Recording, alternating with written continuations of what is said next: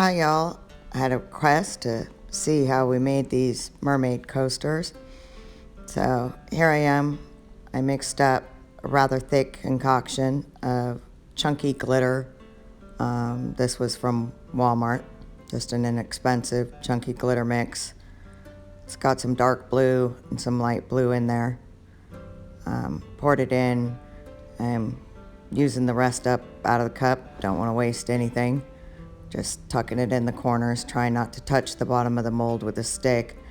The reusable silicone sticks or plastic sticks, even if you touch the bottom of the mold, they don't scratch as much as the wood sticks. Got them off Amazon. They actually clean up pretty good. The dye you just saw was Alumilite. It is really dark. 1 drop was all I put in that cup. The tint for the water look is by, I just lost it. I'll try to put it in the description or it'll come to me. So the tint's there at the top, the dark blue. The top ones are going to be plain. Those were commissioned by a friend from high school. She ordered 8 of them. She didn't want the mermaids in them, so we're going to leave the mermaids out of those ones.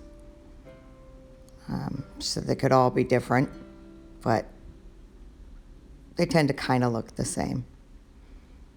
I put them in dry coasters, so nothing in the coaster first. Typically I'll put clear in, but I did not this time because otherwise it just bleeds all into the middle and I don't end up with a clear part. Right then you saw me spraying some rubbing alcohol, trying to pop the bubbles. I used way too much heat on the previous ones and fused the molds to the coasters. Still got to try to get the silicone off the coasters that fused. Those are sitting in the workshop just waiting. Added some of that light blue tint from where I can't come up with now. This is my first voiceover. A little nervous.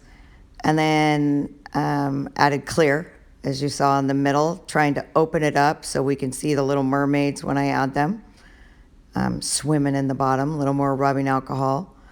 And then some more clear, using up the rest of the clear, trying to keep that open in the center.